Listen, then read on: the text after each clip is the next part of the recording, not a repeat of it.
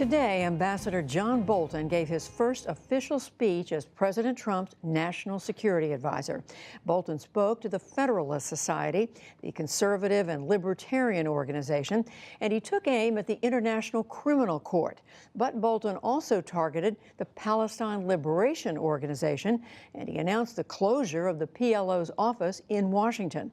Our foreign affairs correspondent Nick Schifrin was in the room, and he joins us now. So, Nick, why are they closing the PLO office? The main reason that Ambassador Bolton and the State Department said today was Palestinians' use of the International Criminal Court, the ICC. The ICC is based in The Hague and is designed to tackle some of humanity's toughest challenges: war crimes, crimes against humanity. The Palestinians have said that they would go to the ICC over Israeli settlements in the West Bank, over seizure of Israeli property, over what Palestinian officials call Israelis' use of force inside of the West Bank. That's number one. Number two reason why the U.S. says that it's closing the PLO office here is that the Palestinians aren't being helpful when it comes to peace talks and peace efforts. Jason Greenblatt and Jared Kushner, the two advisors to President Trump who are creating a peace plan, the Palestinians have refused to meet them since the U.S. moved the embassy from Tel Aviv to Jerusalem a few months ago. And they've also been disparaging some of the work that the two of them have done, even though that work isn't done. And so what you heard Bolton say today is that, one, the ICC, the International Criminal Court, should not be investigating what he called Israeli housing projects, not settlements, and two, that the office here in Washington had blocked efforts toward peace. The Trump administration will not keep the office open when the Palestinians refuse to take steps to start direct and meaningful negotiations with Israel. The United States supports a direct and robust peace process, and we will not allow the ICC or any other organization to constrain Israel's right to self-defense. I talked to Ambassador Hassan Zumlatt, the ambassador to the U.S. for the Palestinians. He said, look, this is not going to change our behavior.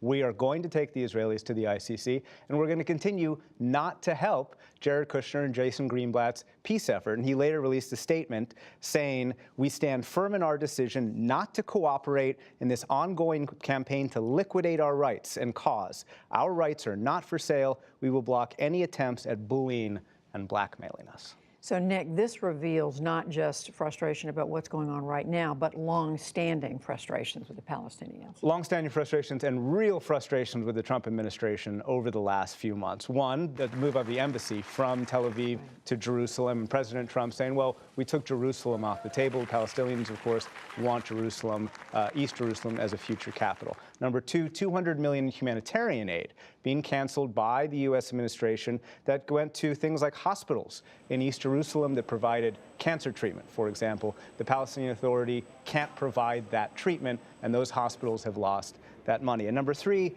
$300 million for UNRWA, the UN agency that helps Palestinian refugees, again, providing schools, health care, things that no one else in the West Bank or Gaza can provide. Now, U.S. and Israel say that those UNRWA schools, those UN schools, were being used by Hamas to house rockets, and also that that organization was kind of skewing the definition of a refugee. In the past, the U.S. has provided aid and separately hoped for a political solution. The Palestinians believe that this is the U.S. taking away aid to blackmail them and force them toward a political solution. So where does this negotiation stand? We haven't seen any peace plan, have we? We've not seen any peace plan. U.S. officials are hoping to release something by the end of the year, and they describe a different approach. Rather than a blueprint for talks, a negotiation between two sides, they really are going to release a robust, significant, long peace plan, and a lot of it has to do with economic incentives for the Palestinians rather necessarily than answering every Palestinian grievance. So you were saying that Bolton spent most of his time talking about the International Criminal Court, the ICC. What is this? What's behind this? This is part of John Bolton's worldview. It really is. That states are the most important body in the international arena, and states should never give up any sovereignty, ever, especially to any kind of international organization. And the way to have influence in the world is not through allies, it's not through alliances, it's not through influence in multilateral institutions, but as he put it today, power. The hard men of history are not deterred by fantasies of international law, such as the ICC. Time and again, history has proven that the only deterrent to evil and atrocity is what Franklin Roosevelt once called the righteous might of the United States and its allies. That's pretty direct. So how does that play out in policy?